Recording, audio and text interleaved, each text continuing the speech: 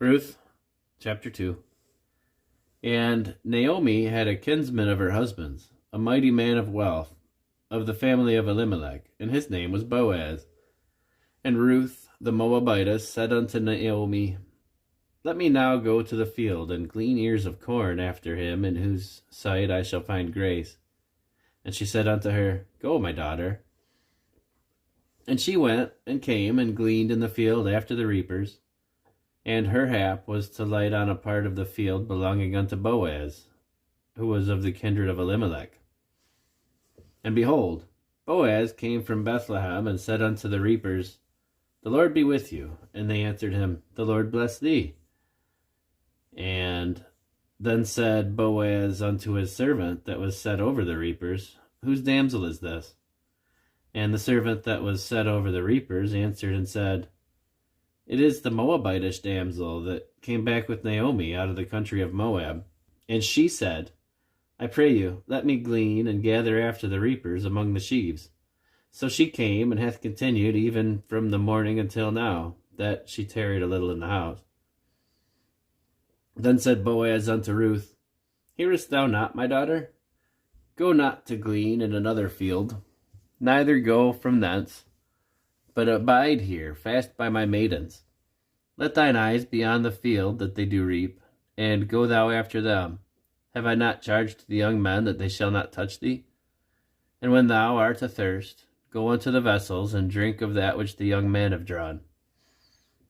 Then she fell on her face, and bowed herself to the ground, and said unto him, Why have I found grace in thine eyes, that thou shouldest take knowledge of me, seeing I am a stranger?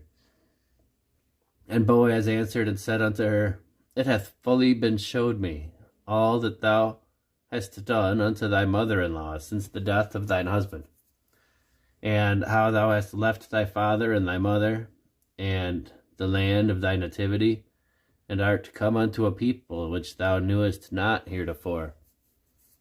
The Lord recompense thy work, and a full reward be given thee of the Lord God of Israel, under whose wings thou art come to trust.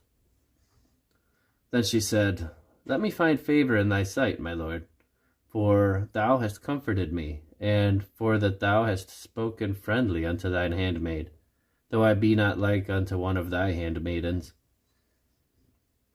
And Boaz said unto her, At mealtime come thou hither, and eat of the bread, and dip thy morsel in the vinegar. And she sat beside the reapers, and he reached her parched corn, and she did eat, and was sufficed, and left. And when she was risen up to glean, Boaz commanded his young men, saying, Let her glean even among the sheaves, and reproach her not. And let fall some of the handfuls of purpose for her, and leave them, that she may glean them, and rebuke her not. So she gleaned in the field until even, and beat out all that she had gleaned, and it was about an ephah of barley. And she took it up, and went into the city, and her mother-in-law saw what she had gleaned, and she brought forth, and gave to her what she had reserved after she was sufficed. And her mother-in-law said unto her, Where hast thou gleaned today? And where wroughtest thou? Blessed be he that did take knowledge of thee. And she shewed her mother-in-law with whom she had wrought, and said, The man's name with whom I wrought today is Boaz. And Naomi said unto her daughter-in-law, Blessed be he of the Lord, who hath not left off his kindness to the living and to the dead. And Naomi said unto her, The man is near of kin unto us, one of our next kinsmen. And Ruth the Moabitess said, He said unto me also, Thou shalt keep fast by my young men, until they have ended all my harvest. And Naomi said unto Ruth her daughter-in-law, It is good, my daughter, that thou go out with his maidens, that they meet thee not in any other field. So she kept fast by the maidens of Boaz to glean unto the end of barley harvest and of wheat harvest, and dwelt with her mother-in-law.